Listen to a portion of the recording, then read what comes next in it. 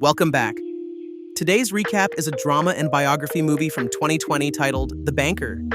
So sit back and enjoy.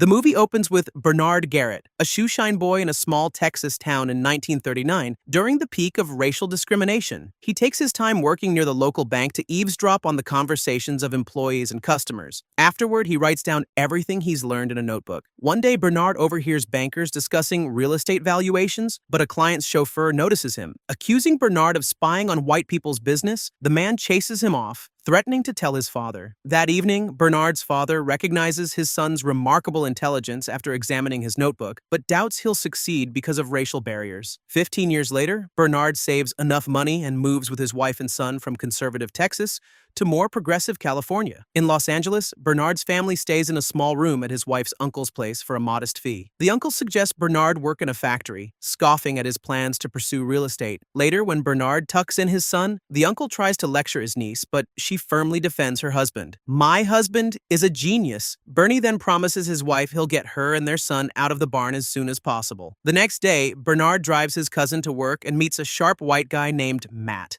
Bernard surveys the market, negotiating prices, and eventually finds an apartment building. However, it needs renovations, and he can only afford the purchase itself. Bernard's wife is surprised he's targeting a white neighborhood, but he explains that overcrowded black neighborhoods will eventually need to expand. She offers to help by finding an investor, and takes him to the Plantation Jazz Club, owned by her old acquaintance, a charismatic black playboy named Joe Morris. Joe jokes and shows off during their conversation, annoying Bernard, who leaves in frustration. Bernard tells his wife they shouldn't deal with someone like Joe, let alone borrow money from him. She reassures him, saying Joe may look like Nick Fury, but he's trustworthy and reliable. Left with no choice, Bernard approaches the building's owner to negotiate the price. The owner, a shrewd businessman with a thick Irish accent, insists on $40,000 for the property. Bernard tries to negotiate the price down to $30,000, but fails. He then suggests paying in 2 installments, $30,000 up front and the remaining $10,000 once the building is fully leased. The owner replies, "My tenants won't pay more even if they see reflections on those floors, but another market will." Bernard explains that black professionals, doctors, lawyers, teachers, are looking to move out of the ghettos, a market no one is targeting, but he can. His pressure, wit, and math skills impress the Irishman, though he's not willing to take the risk and turns Bernard down. Before leaving, Bernard notices the bank's name on the calendar and the personal manager's name. Later that afternoon, Bernard goes to the bank and tries to speak with the manager, but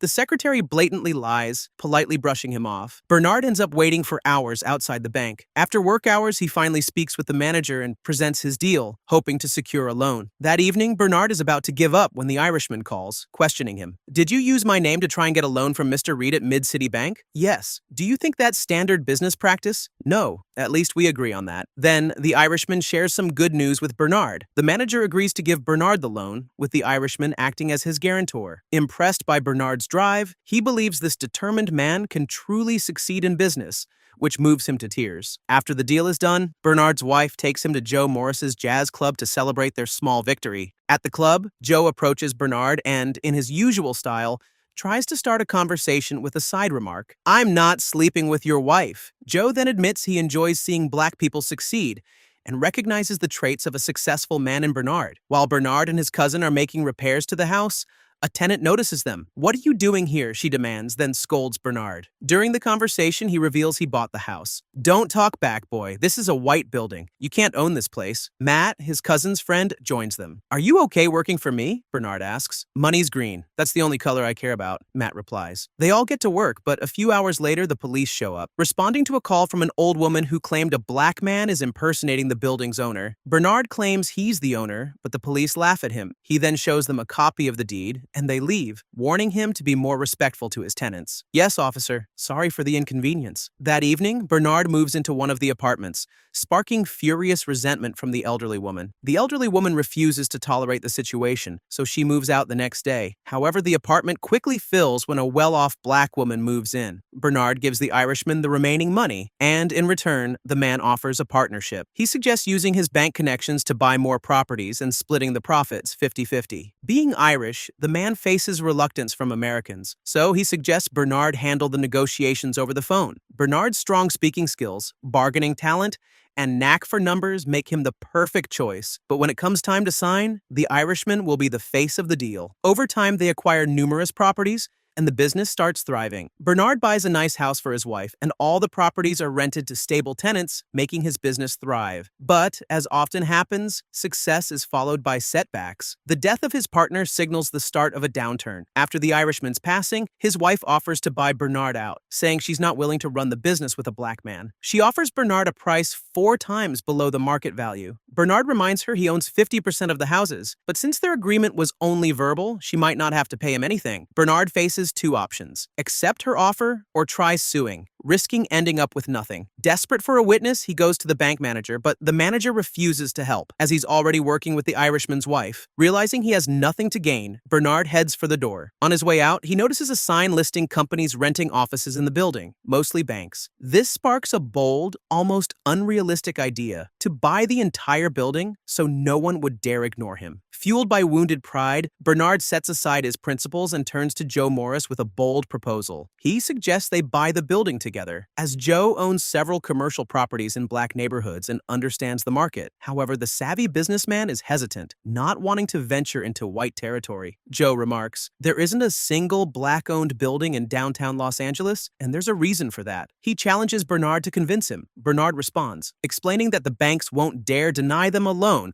when they're sitting in their own building. Plus, the banks have valuable real estate data that will help them find and assess new investment opportunities. Joe likes the idea, but knows no one will want to sell a building to black people, let alone communicate with them. So they suggest Matt become their representative. Matt is reluctant, saying he's not up for the task. Joe, seeing him as a simpleton, doubts he'll be able to help. Bernard believes Matt can be trained. Meanwhile, Matt sits in a cafe, deep in thought. A waitress recognizes him, saying, "You were a few years ahead of me, but everyone knew who you were." Curious, she asks what's troubling him. During their conversation, Matt reveals he was offered a partnership in real estate. Matt feels a surge of pride when he tells the girl about the partnership. Her newfound respect for him influences his decision, and he enthusiastically agrees to join. "I'm in." The businessmen then start teaching him the ins and outs of the wealthy lifestyle. Joe teaches Matt to play golf and socialize with wealthy people, while Bernard tries to explain real estate valuation formulas. At first, Matt struggles, disappointing Joe, who doubts they'll make him a suitable representative in just a month. However, Matt starts showing an impressive ability to learn, thanks to his sharp memory. After a month, he's effortlessly handling complex math calculations while still playing golf. Joe arranges a game for Matt at an exclusive golf club, where he accidentally meets the owner of the building, Charles Renault. Afterward, Bernard starts preparing Matt for a business meeting with Renault, going over all the bargaining strategies, potential offers, and amounts. During the meeting with the owner, Matt impresses with his strong grasp of the building's financial prospects. Matt overwhelms Renault with his calculations, leaving him stunned by his math skills. How do you do this in your head? Even Renault's accountant, using a calculator, struggles to keep up, especially when you factor in vacancies, which were at least 9%. Less than that. I counted 12 inches. How could you possibly know that? Charles, it's November. It gets dark by 5 p.m. If you want to fool someone about your vacancy rate, you need to have light in all those empty spaces by 4:30. In the end, Matt corners the businessman, successfully lowering the price from $2.5 million to $1.5 million. I'll give you 2 options.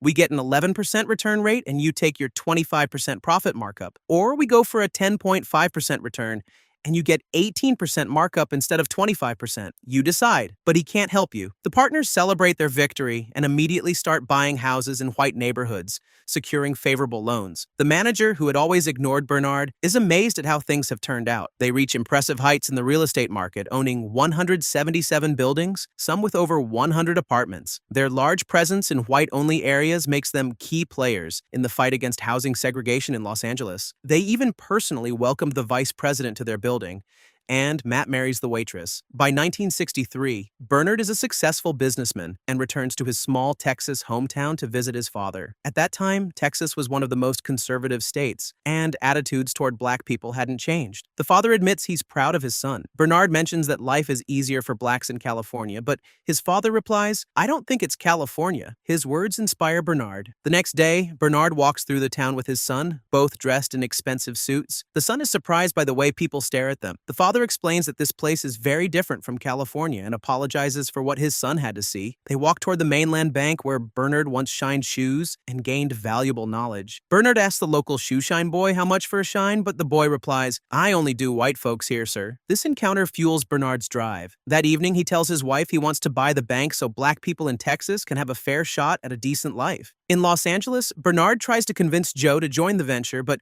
Joe argues it looks more like charity for black people than a business deal. Plus, under Texas laws, they can't even enter the bank to oversee Matt. Blacks are only allowed in the bank as help.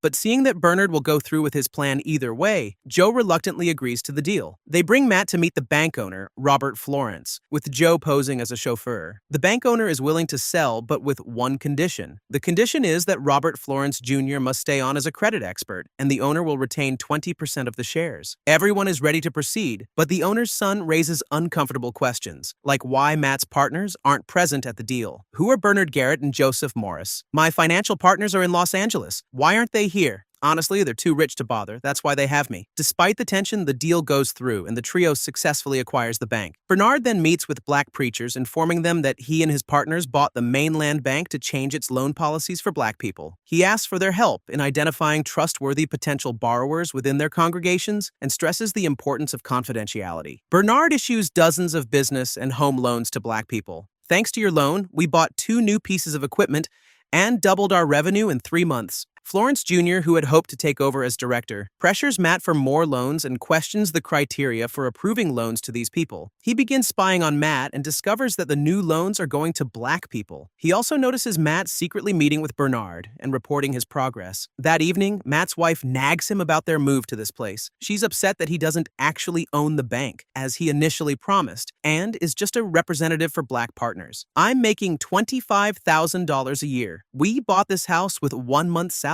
When you started with them, you said they were going to make you a partner. A partner doesn't get a salary, a partner is an owner. He promises that the next bank they buy will be fully under his control, and they just need to wait a little longer. You're buying another one? She asks. I'm thinking about it. Yeah. The next day, Florance tracks down the businessman's meeting spot. He breaks into Bernard's house and threatens to expose the real owners of the bank and the recipients of the loans. He warns that the white residents will withdraw their deposits, causing the bank to collapse. Then you'll own 20% of a failed bank instead of a successful one. So, we're in this together. My father didn't know he was selling his bank to 2 black men, so that's fraud. Then, Florance reveals a notice from the comptroller of the currency, stating that their annual inspection has been moved up 2 quarters due to an anonymous tip. After Florance leaves, Matt, encouraged by his wife, proposes that the partners buy another small bank and transfer all the black people's loans there. He's already found one in Marlin for $274,000 and worked out the details. While Matt thinks it's a good idea, Bernard is hesitant and doesn't like the rush to make a move. Bernard realizes they can't manage another bank. Matt insists that he should have full control over it. It's $274,000 of Joe's and my money, so we should at least have the final say, right? If I can't run things my way, I might as well resign and go back to LA. Eventually, Matt pressures them into managing the new bank. Bernard's wife takes a janitor job there to keep an eye on Matt, saying, if they'd just trust me, you wouldn't have to. Do you resent me being here? Do you resent me wanting to run my own bank? Bernard asks. Florance then calls to say that white customers are withdrawing their money from Mainland Bank after hearing that it gives loans to black people. The federal examiner from the comptroller of the currency arrives earlier than expected for an inspection, based on an anonymous tip. I thought that wasn't until next month. No, I meant Marlin, not Mainland. The examiner will return in an hour to review the master books. Bernard, dressed as a janitor, tries to help Matt explain their bank's transactions to the examiner. The examiner finds loans that the small bank shouldn't have, and it doesn't look good. Matt rushes to the restroom to consult his partners. Bernard is confused. How did these loans end up in the package? I don't know. I reviewed each loan, Matt. There was nothing over $20,000, nothing over 20 years. Did you check the loans when you picked them up? I looked through them, maybe not carefully enough. After the inspection, the partners decide to sell the small bank to save Mainland Bank, but Matt refuses to give up the bank where he's finally in control. He buys back the loans for Mainland Bank. Their trusted banker in LA hears about it and asks, who would pay face value for those worthless loans? Bernard and Joe rush to Mainland Bank in Willis, Texas, to stop Matt. But as they explain his mistakes, the deputy comptroller bursts in, announcing that their banking license has been revoked due to suspicious transactions, and the bank is being placed in FDIC receivership. Caught and arrested by the FBI, Bernard resists before a public Senate hearing in Washington. A lawyer explains they want to use their case to change banking laws. Bernard asks, what does that have to do with me? The lawyer replies, we need to change these laws now. I mean, quit. Niggas like these can own banks and loan money to other niggas.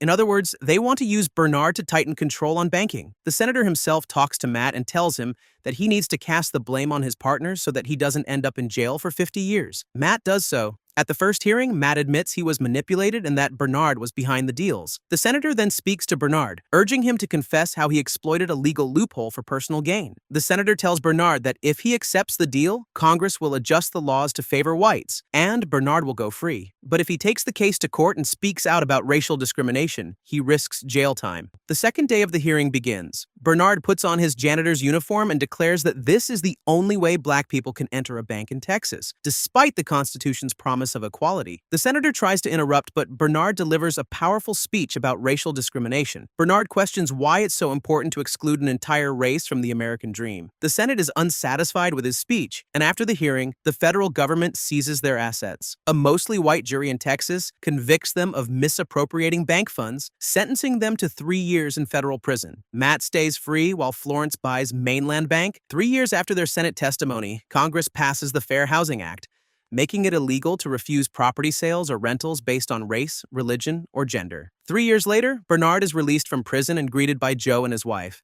The men are happy they got off easy, but Bernard's wife is confused by their joy since they're bankrupt. Bernard then reveals that before the first hearing, Matt called him, admitting the senator pressured him and that he had to testify against Bernard. Bernard then asked Matt for a favor, to sell some of their assets and buy him and Joe 2 mansions in the Bahamas. Matt succeeded, and the friends moved into their luxurious homes there. If you enjoyed this recap, please subscribe to the channel, turn on notifications, and leave a like to show your support. Thanks for watching and see you in the next one.